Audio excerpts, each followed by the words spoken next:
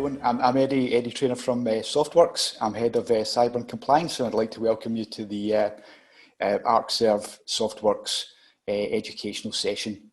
So just for anyone here that doesn't know Softworx, doesn't know anything about us, I'd like to take you through just one quick slide, just giving you a quick overview of who we are and what we're all about. So here we go. So Softworx has got five key areas that we work in, or practice areas as we like to call them. So the first one, as you can see, is Unified Communications. So Unified UCaaS, or Unified Communications as a Service, is effectively cloud-based enterprise telephony that allows you full connectivity to all of your corporate systems via an app, via soft phone, via telephony. And we've noticed a real spike in that practice area over the last couple of months for the obvious reasons. The next practice area is SD-WAN. SD-WAN is effectively software-defined wide area network. What that's all about is effectively creating a wide area network using local bandwidth, using less expensive, faster implementations, but again, giving you all the features and benefits of a wide area network. Moving on, we've got an AV and Wi-Fi practice. So in that particular practice, we focus on all things audio visual, and that includes connecting all your traditional meeting rooms with the new world. So it allows you, rather than forklift all your old technology, you can keep all your old technology, connect to the new world of Zoom and all the other video platforms. We also have Wi-Fi 6 expertise as well. So that is the AV and Wi-Fi practice. Moving on, we've got a cyber and compliance practice. So that takes everything into account on the compliance side. So ISO 27001, 9001, managing your compliance, a full security suite of products. So SIEM and virtual SOC, using AI to do pen testing, as well as manual pen testing and other manual security services. And then last but not least, we've got our data practice. So that's what you're all really here for today. Going to talk about Arcserve. So I'll not mention anything about that. But on top of that, we've got a GDPR practice area, which not only do we keep your data safe, but we also concentrate on data protection. So that's just giving you a quick overview of all things Softworx. So before I hand you over to Paul, what we're going to have is we're going to have a question and answer opportunity at the end. And any questions that you've got, please direct them to the chat. At the end of the session, we'll go through some questions and I'll give you further contact details. So if you want to find out any more information about any of these practice areas, we'd be more than delighted to help you out there. So without further ado, I'll pass you over to Paul Brunier, who's Director of Pre-Sales within Arcserve, subject matter expert, and Paul, really looking forward to this session. So excellent. Thank you very much. Excellent. So thanks very much for the introduction, Eddie. Thank you everybody for joining. So I'll just get my presentation going and hopefully everybody can see that. Thanks to our friends at Softworx for inviting me along today to talk to you about data protection, but in the context of protecting against ransomware. So this is a particular interest of mine, has been for a number of years. And you might be wondering about what is the significance with this image, you know, this sort of old fence. And I really want you to think about a couple of questions here. How do you build, you know, a fence around a field? It's a simple enough question, but what about that you don't know, you know, how big the field is or even where it is? And you can liken data protection in the current thinking in the current day in that context. You've been asked to provide protection, a security around something, but do you really know the extent of what it is you've been asked to cover, you've been asked to protect? It's an interesting question. We're going to explore that and just a few ideas as we go through the presentation. So, just a little introduction to Arcserve. So I represent Arcserve, and we've been in the data protection business for some 37 years. So we consider we're the most experienced people, at doing this. We've got customers, solutions that we deploy globally, and we work through an extensive network of partners, people we work with, and so on and so forth. We've been doing this a long time. We believe we've got a lot of experience and a lot of heritage in this. But when we talk about data protection, it tends to be the more traditional data protection that perhaps we're all familiar with. For example, what is it that we use data protection for? Traditional backup and recovery. There's a number of items here within this, and this is just kind of setting the ground, as it were, for everybody. Server issues, infrastructure issues. In the event that something goes bad, we've got to be able to recover. Human error, user error, that is still the most prevalent cause of outage through all organizations globally. Power outages, unexpected updates. Windows are kicking out these updates. Are they going to have the expected results time and time again?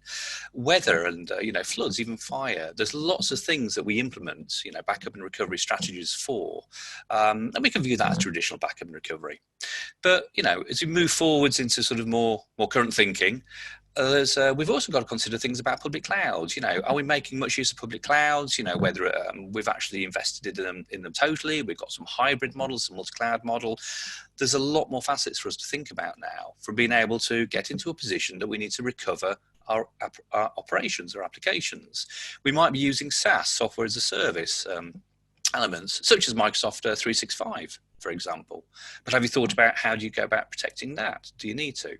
There's a lot more considerations we have. Remote working, particularly within 2020, a lot of organizations have only been able to operate from home. This has given rise to a need to think about protecting our ways of working, not just the data, the ways of working and so on, very, very differently. And then obviously ransomware, malware. So ransomware is just a type of malware. I might use those terms interchangeably. Ransomware, viruses, malware, they've been with us for decades, quite a few decades now. But the level of sophistication, the kind of impact they can have is very different now than what it was a few years ago, than what it was last decade, and so on and so forth. These are built by a myriad of people. It could be a lone bad actor, we call them bad actors, or it could be a sophisticated team or multiple teams of people. But when we're now thinking about data protection, we've got to be cognizant of all of these. And, there's a lot more areas in here as well that I'm sure with your organizations, you're probably thinking about, you've had considerations for. So I'm just trying to illustrate that the world is changing, never stand still. Technology changes, we look to embrace technology changes, but allied with that is the risk that we can leave ourselves exposed. There's gaps. So here's a ubiquitous picture of the hacker. As I said, it could be one person. With more sophisticated attacks, it tends to be well organized and structured teams, groups of people. And they might be operating over remote distances. A big thing with the sort of cyber security, if you want to call it that, just as a general phrase, is that unfortunately, people can be attacked from anywhere, literally anywhere globally. So it doesn't really matter where these people are, whether they're all together in the same building, the same room, or dispersed globally. It doesn't really matter. But these guys have got, that sort of common need that they want to disrupt your organization for financial, commercial, or other gain. So when this happens, big question, how do you maintain operations? How do you keep your business running? How do you maintain access to your data? We consider at Arcserve that data is priceless. Protect what's priceless. So how do you do that? So lots of questions. I'm sure many organizations, you'd be thinking these through. You've got task forces, you've got teams in place. My point here is that the world is changing. There's a recent attack that was reported on Garmin. You can see there in the headline to be the work of the evil corporation. Its name be given to a group allegedly emanating from Russia. But again, if you read the reports, that as an organization paid $10 million in ransom payments to actually get the decryption keys back to release their data and so on. Whether it was 10 million, we don't know. And that is arguably at the high end or the far end of the spectrum. An interesting attack that happened recently is where a number of who are called A-listers on Twitter had their accounts hacked, and then the message was put up about offering to double people's Bitcoin payments by putting up a Bitcoin wallet down there that people could make payments into. And as soon as it happened, people noticed that particular wallet, it started increasing, in its value. People were actually doing this and falling for this. So there's many ways that the bad guys out there are breaking into systems and extorting it in whatever way that they can for their own gain, but it's at the detriment of the people trying to operate these systems. So doing nothing is not an option. Thinking that we've got everything absolutely robust and secure, I'd say that's great, but are you sure? Are you 100% sure? And a big point with this, I have a lot of discussions with organizations about this, is that because the landscape is changing so often, things called, zero-day attacks, all these things that, we've never seen before. No security company is going to guarantee 100% that they can completely envelop your environment and provide total peace of mind. It's like bleach adverts, isn't it? It kills 99% of all known germs. There always might be something that sort of creeps through. So doing nothing is not an option. You must do something, and potentially you might need to do more than what you are at the moment, potentially. Just a quick recap about how ransomware actually works. There's a few points on here. It's not exhaustive, but the top one, emails, even text messages containing links to download malware or attachments. Now, that is a method that's been used for many years, and most of us hopefully will be using adequate mail filtering techniques and so on and so forth, but sometimes they're still getting through. There could be websites whose sole purpose is to perhaps spoof or dupe you into clicking on a link or downloading some rogue code and so on. And we're seeing also, in the same vein, malvertising or malicious advertisements that are really primed to do the same thing, click tricks, trying to entice you to follow a particular route to download something onto perhaps your laptop or other device. Social media is an interesting one. Not just that it's been hacked, but it's been used to profile people. And again, you might be aware of this, and I'm not trying to go over old ground here, but it's just to illustrate a number of different techniques. One of the techniques, for example, is that people today, so the bad guys, they will look for targets, and they will try and profile these targets. They will try to find you on social media, Facebook, Instagram, and so on. A lot of people, and I know I'm guilty of this, I'll post pictures of my pets, and if I tag my pet picture with their name, the people profiling me will understand, okay, I've got a dog or a cat or a certain name. A lot of people use pet names in passwords. And then that actually cuts out a lot of the hard work in trying to crack people's passwords. Simple things like that, people are using to profile their targets. The bottom one about mobile apps. Certain apps, mostly on Android, I understand, may be infected and such that people download apps, and these, the malware is dormant until that device is connected to a laptop, and then we've got an exchange of information that goes from a mobile device into a laptop device into potentially corporate network. So there's many different ways, and some of these guys are very clever and very sophisticated at looking for these exploits they're typically referred to. So, not trying to be all doom and gloom here, but I'm just trying to illustrate there's lots of different ways that some of these bad guys can actually go about trying to break into, our data center operations. Now, a couple of stats here. 73% of ransomware attacks result in the data being encrypted. So encryption attacks have been with us for a few years now, but 73% of ransomware result in data being encrypted. So that sounds pretty bad, pretty terminal, really. 94%, what does that mean? 94% of organizations whose data was encrypted got it back. Fantastic. So almost all the companies who had encrypted data got it back. But let's drill down a little bit. 26% of those recovered by paying the ransom, but 56%, so more than twice, recovered from having good backups. Now, these stats come from a report published by Sophos, the State of Ransomware 2020, published in May this year. Now, I've used these stats a few times in various organizations, various discussions, and you might be asking, okay, where does the other 24% exist in terms of how did those organizations got their data back? It's through people either finding decryptors themselves and managing the encryption, the decryption themselves, or other respondees simply didn't respond the technique they used. But we've got some hard stats there. So more than half the people actually recovered from having good backups, and obviously, this is going to be a thrust of the conversation as we go forwards.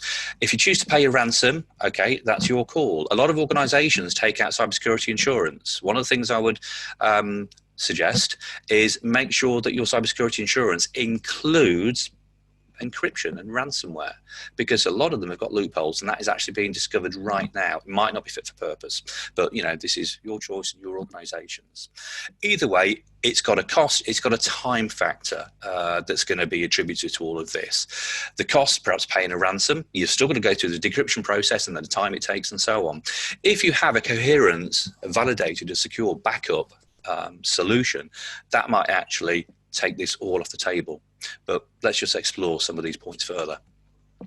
We consider data protection has got to be considered holistically, and that is, you've got to combine advanced security, enhanced backup, together with constant customer or end user education.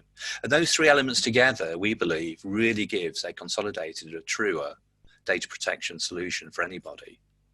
So security, backup, and education. Okay, so you might be thinking, okay, but I've already got my backups. I back up my data. I've got a really strong policy. I'm taking lots of weeklies, dailies, monthly backups, all that kind of thing. So I'm safe. Well, not necessarily. Not necessarily.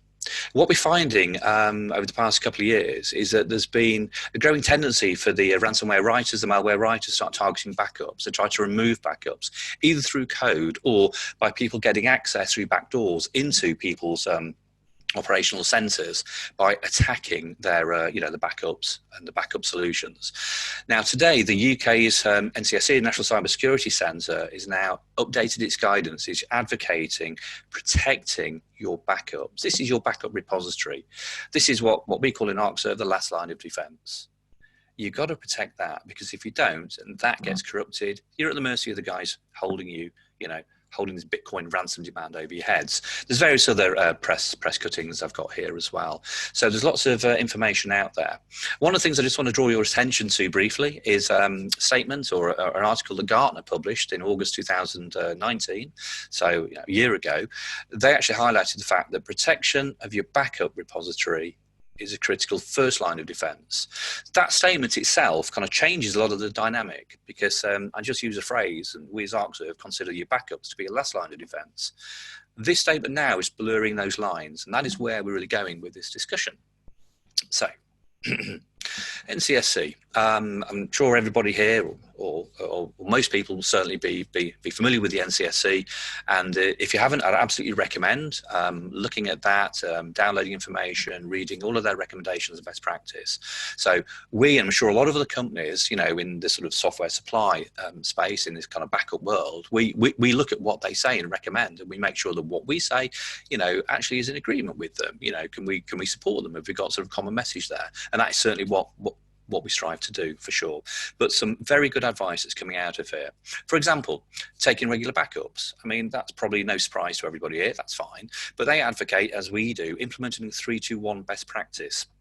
So this is something that's been in the sort of data protection space for quite a few years now. But essentially, make sure you take at least 3 copies of your data. 2 copies can be local, but try and get 1 offline or off-site or whatever.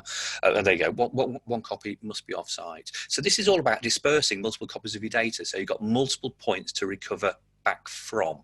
Okay, prevent malware being delivered to your estate.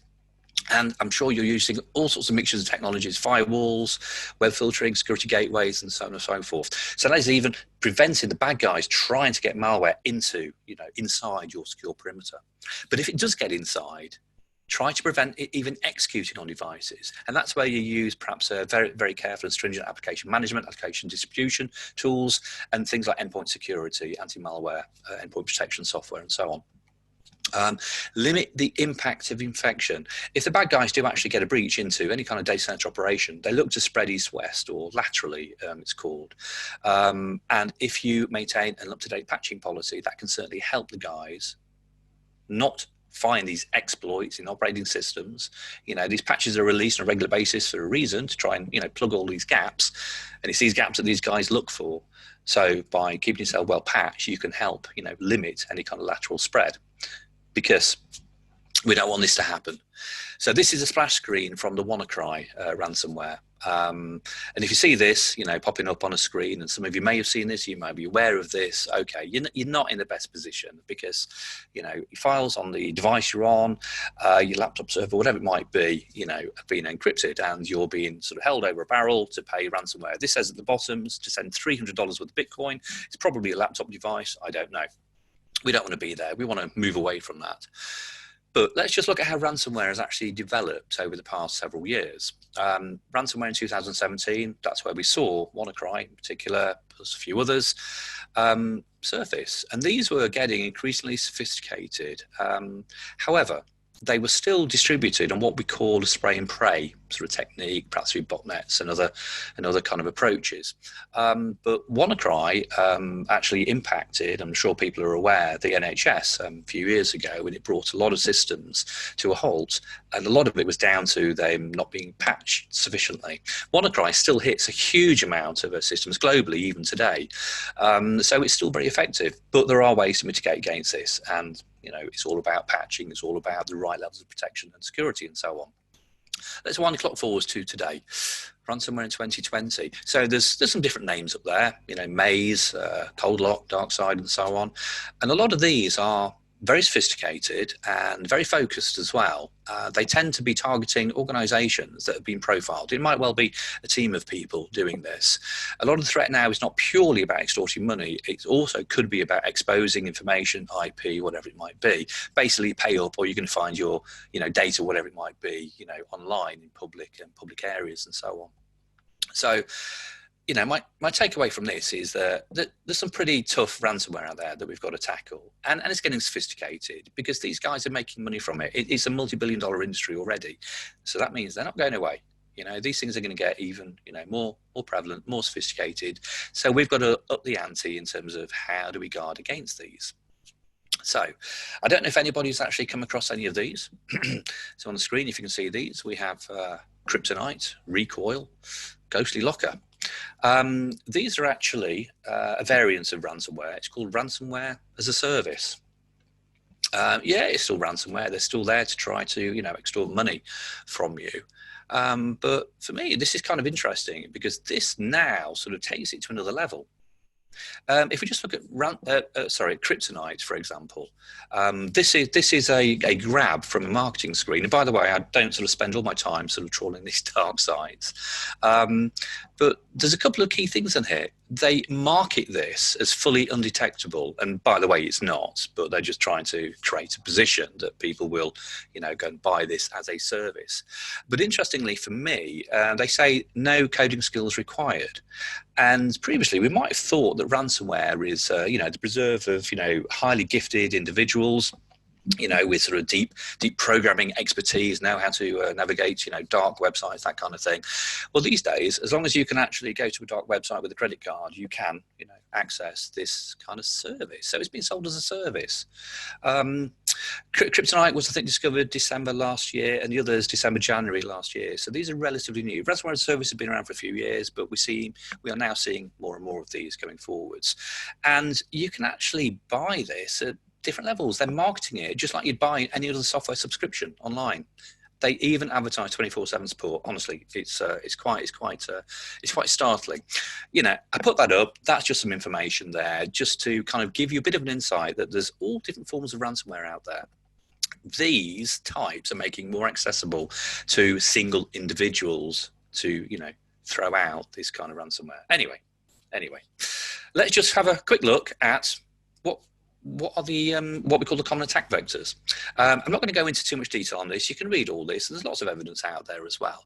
But if we look on the left-hand side, because it's on the scale, 29%, that figure, relates to file downloads and emails with malicious links, and then 16% of the attacks are caused by people clicking on attachments within emails. This is still going on. This is from a report that was published in 2020, so over the last year, it is that human touch, that human element, as it were, that's still allowing the bad guys to get a foothold into our data centers. And so customer education is key, and I talk about this, preach about this all the time. The need to continually reinforce this is really, really important.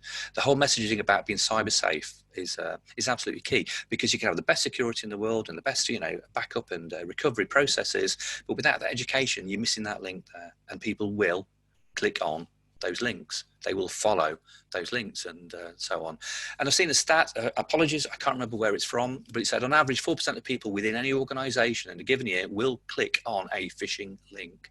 So, you could start thinking it's going to happen, so therefore I've got to protect myself. Well, that's how we kind of look at things. So just coming back to what we consider a holistic approach to data protection, there's a number of different facets to this.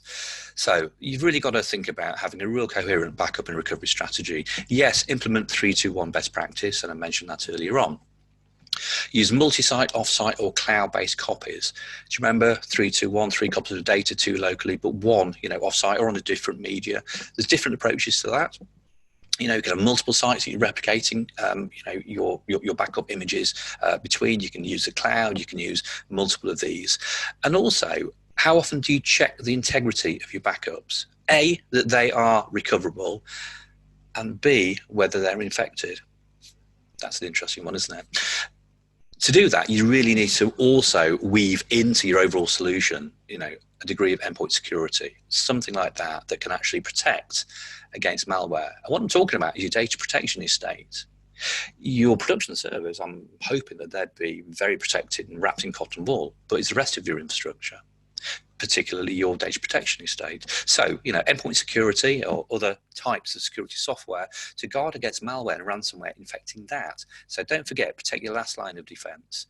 And that will hopefully give you the ability to scan your backup images just in case you've actually been infected, but it hasn't been detonated yet, because some malware will stay dormant for a period of time. So if you're backing up all these images, you think, fantastic, I've got some great recovery points. If it's infected, you're going to be recovering back the bad code as well. So educate your teams, educate your workforce, build, a cyber-aware culture, but regularly reinforce it as well. And, it's not a one-time get a tick in the box, it's continuous education. And also perhaps consider additional or advanced protection techniques, multi-factor authentication. It seems to be gaining a lot of interest right now. Perhaps a lot of people use banking apps where a lot of that has been in place for a few years now. People have got used to that as a way of operating. So MFA is certainly one of interest. Things like immutable storage, where you can take a backup image or a copy of data and throw it somewhere, and then it just cannot be changed, cannot be deleted or altered, so it can't be encrypted. That's got pros and cons, by the way. Specific use cases, because if your backup image that you throw into your immutable storage has already been infected, you're going to protect that infection, you're going to protect that malware. So, it's a two-sided sword, that is. And whenever I come across people that are in the kind of cyberspace, one of the things they key to stress is you get all these strategies, all these policies and procedures, just make sure you test them and then test them again. So, the holistic approach, and a lot of this is common sense, I'd suggest, but it's bringing all these factors together. A lot of times within data centers, I see teams operate perhaps in silos. It might not be that sort of joined up. I'm not saying anybody is here at all, but a lot of teams will go and secure areas that they're responsible for in their business with certain tools. And when you get tools that are not totally integrated with each other, there might be gaps there, and that's what these bad guys are looking for. I'm not saying that is the case, but I'm just suggesting you've got to be aware of that. So a little bit about Arcserve and how we may be able to help within this data protection space. So Arcserve data protection, what do we do? We've got a number of areas that we actually focus on. So we can provide data protection solutions that give high availability, so recoverability in seconds if need be, automated failover from one site to another, for your critical systems, we've got options there. Traditional backup and recovery and disaster recovery, where you might need to recover in minutes or hours. You might need to, back up locally or go to cloud, talked about that, perhaps use tape. We've got all of those options covered. We've also got archiving options as well. So they kind of span that, the whole breadth from, data protection is not one size fits all.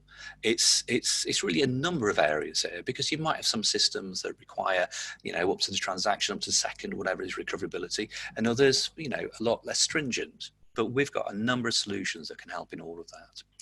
And the core of what we have in terms of a solution stack is what we call UDP, Unified Data Protection. And in that, we can protect physical servers and virtual servers, running VMware or Hyper-V, also Nutanix, Acropolis hypervisor. We can protect data running in Amazon Web Services cloud and also Microsoft Azure cloud. We can either protect data from there and pull it somewhere else, or we can protect data that might be managed on site, on premise in a data center, and actually take it into those public cloud spaces.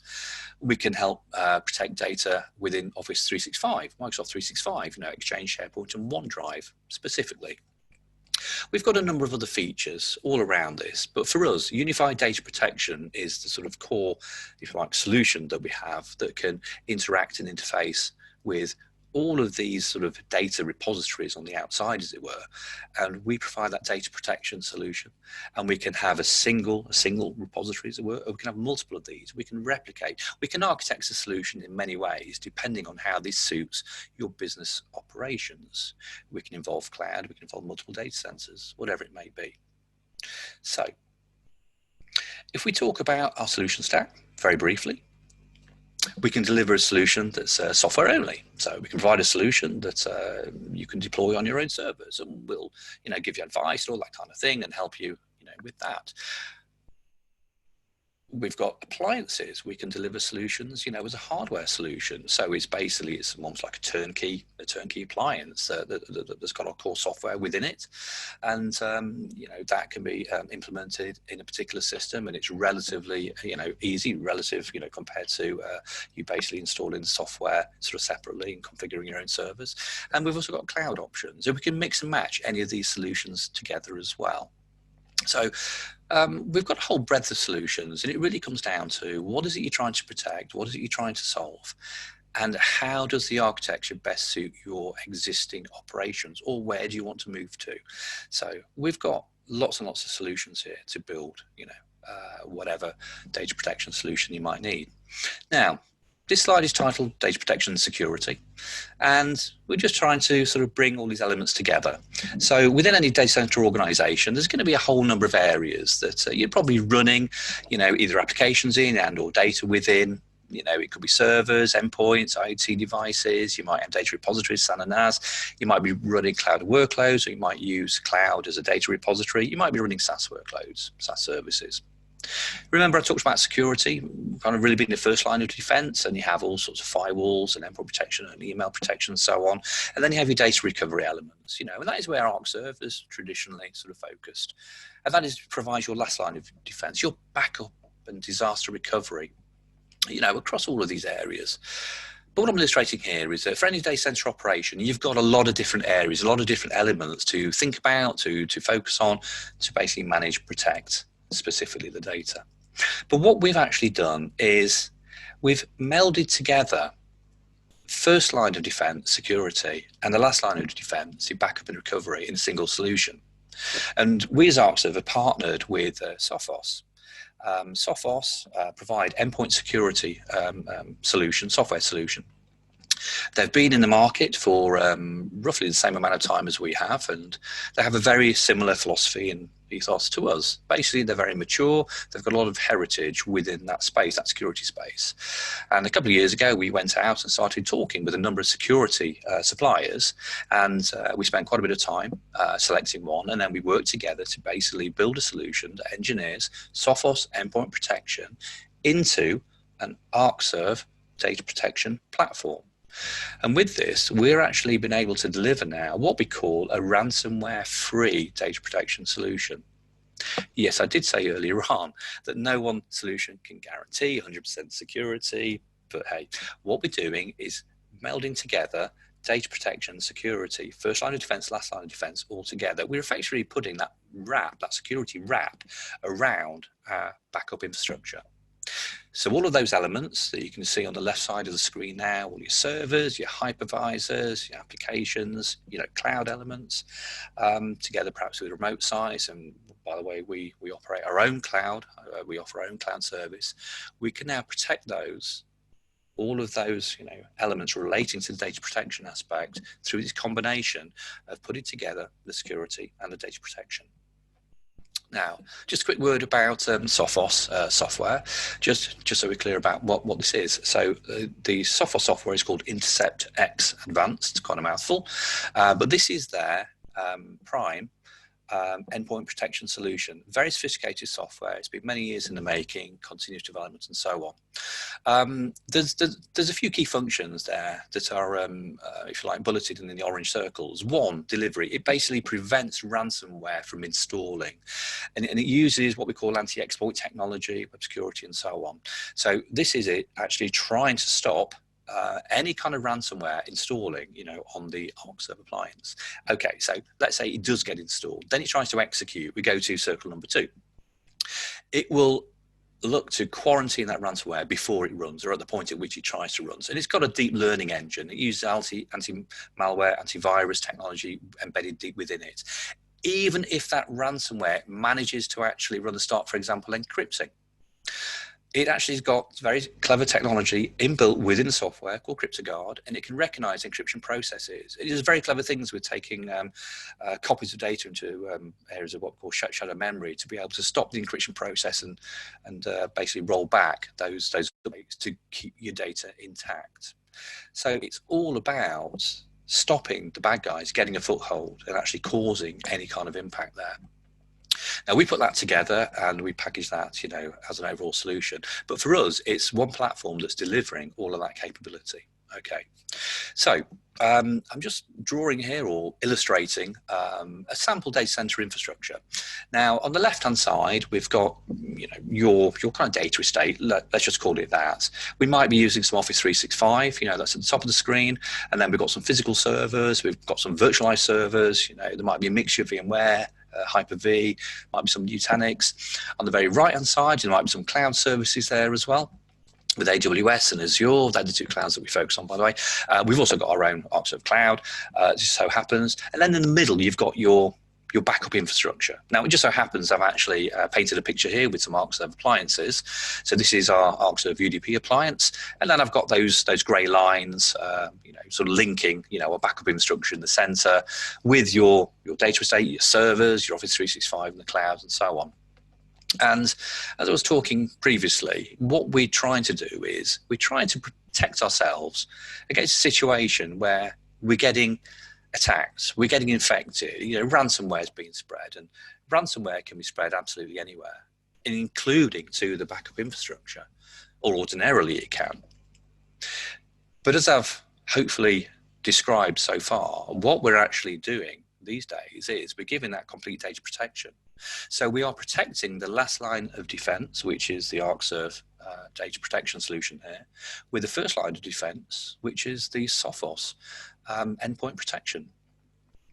Now, we include that within our Arcserve appliance, and I've taken all of those malware little symbols away from all of the servers. Now, we don't actually sort of extend the Sophos ourselves into those servers, because you might have Sophos there, you might have your own endpoint security.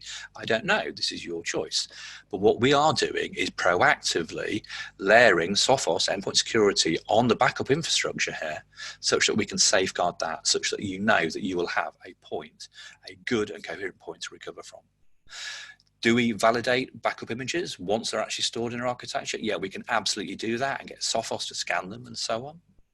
Some of those advanced ransomware systems that I mentioned earlier, things like Kryptonite and Ghostly Locker, do we protect against those? The so-called fully undetectable systems? Yes, we absolutely do. We will stop those impacting, hitting, and getting any kind of foothold in this backup infrastructure. WannaCry, I mentioned that earlier on, and I showed you the splash screen. Do we protect against that? Yeah, absolutely we do. Sophos is a very advanced, probably the most advanced in the market today, solution, and it absolutely protects against that. So the whole point about us delivering this kind of solution is that we know that we can give you good, workable, and clean recoverable points in the event that the worst happens. I mean, we would obviously advocate extending that security endpoint protection to all your servers as well. But as I say, I'm sure that organizations would have that in mind. If you don't, then obviously that is something that needs to be considered as well. There's other techniques I mentioned as well. And these were things like immutable storage. Yeah, we can support all of those elements. Things like multi-factor authentication. We work with partners to support those. And I'm seeing a growing requirement from customer base about that. So however you feel that it's appropriate to secure your environment, we've got a solution that can be molded and architected to actually suit. So just in summary, hopefully I've drawn a picture about the dangers of what we're facing today with our data center operations, and some of it might sound quite bleak. And I don't mean to sort of present a really bleak image, but I want to present a realistic image about what happens. The bad guys out there, they are not afraid to attack anybody. They do not discriminate by and large between organizations. And certainly the ransomware code doesn't. So again, we just reiterate the need for that sort of all-encompassing data protection approach, a holistic data protection approach, if you will. So better hygiene for data backups. Make sure you're doing like 3-2-1 best practice, at the very least. Try and ensure that you've got at least one of your backup copies maintained regularly off-site. Use next-gen anti-malware, anti-ransomware, endpoint protection software, but around your backup solution. I've painted a picture about Arcserve and Sophos together. Of course, it could be any in there. We've done that integration work for you. Also consider things about, in tightening controls about remote protocols to limit, remote access and so on. Things like multi-factor authentication, mutable storage options. But the big thing, the last one I want to leave you with is please don't forget about the ongoing need for customer education here. Whole organizations, you've really got to help people become cyber safe. That kind of security starts at home kind of thing. But hopefully that gives you a bit of an idea about what we do as Arcserve in terms of the overall holistic data protection solutions. And also it's given you a few thoughts and a few ideas about what's happening in the marketplace there. So with that, thank you very much for your time. And I'd like to pass you back to Eddie. Absolutely fantastic, Paul. Absolutely engaging, thought-provoking, very educational. So I absolutely thank you for that.